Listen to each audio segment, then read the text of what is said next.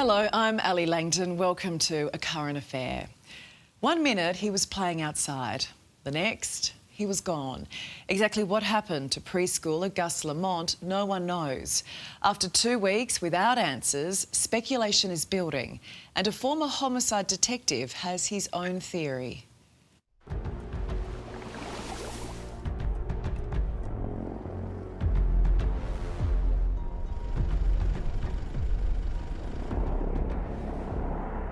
Not a clue. It's like he's just vaporised. The search for Gus.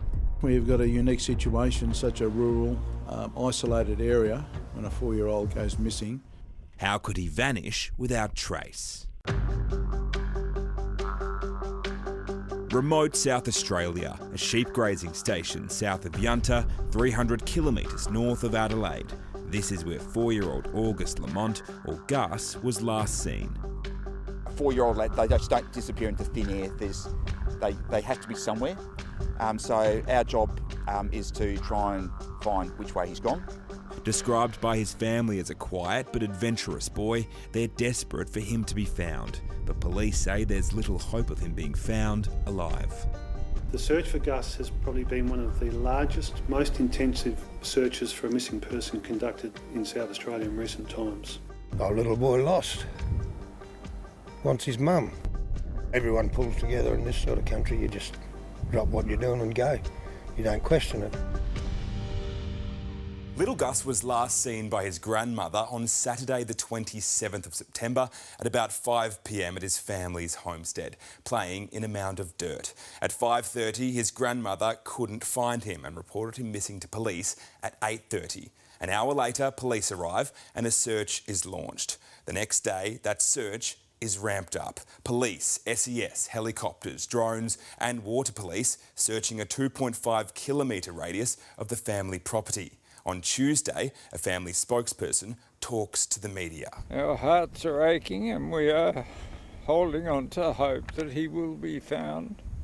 The same day, a boot print is found at the property, but later ruled out as not related. On Wednesday, the 1st of October, major crime detectives arrive on scene, but there's no suggestion of foul play. Thursday, the family release a photo of Gus and the Australian Defence Force joins the search. Still, no sign of him. On Friday, the 3rd of October, the search is scaled back. We've all been hoping for a miracle. That miracle was not eventuated. So what's next in the search for Gus? I think they'd be looking at possible accident. They would be looking at third-party involvement in terms of the child being abducted. I think all avenues of inquiry are open at the moment. Forensic psychologist Tim Watson-Munro says for him, the case is a chilling reminder of another little boy who went missing, William Tyrrell. We remain optimistic, but being realistic, given the effluxion of time, if he's wandered off somewhere on the property, it's hard to see how a 4-year-old could survive on their own resources for this period of time.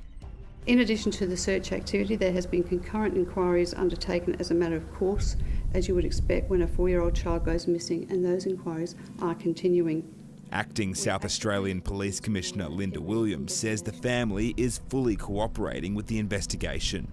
The investigation is now being managed by Missing Persons Section, which is part of Major Crime Investigation Branch, and that's where all long-term cases such as this are managed and investigated, which is standard practice. A family friend spoke out, shutting down speculation of the child being snatched from the property.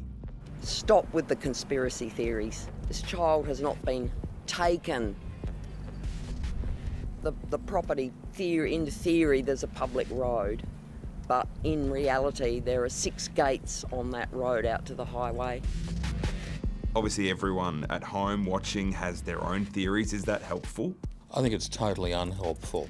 I mean, as a nation, we're riddled with armchair detectives. In fact, I think globally we are. And everyone always has an opinion based on very little information. You would think it'd be quite easy to find a toddler that's just walked away from the sandpit. Former homicide detective Charlie Bazina says police would be looking at all avenues. When you're looking at the location of the property, we know we've got dingoes out there, foxes, feral cats, wedge-tailed eagles and the likes. To me, It's starting to look like every indication of, as long as the police are happy with the family and their bona fides, that it may well be a situation where he may have been taken by an animal. As the search continues, at the heart of the investigation, a little boy missing who needs to be found.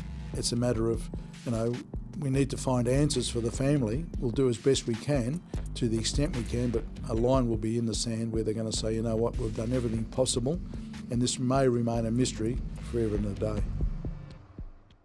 Well, let's hope that's not the case and police come up with answers soon.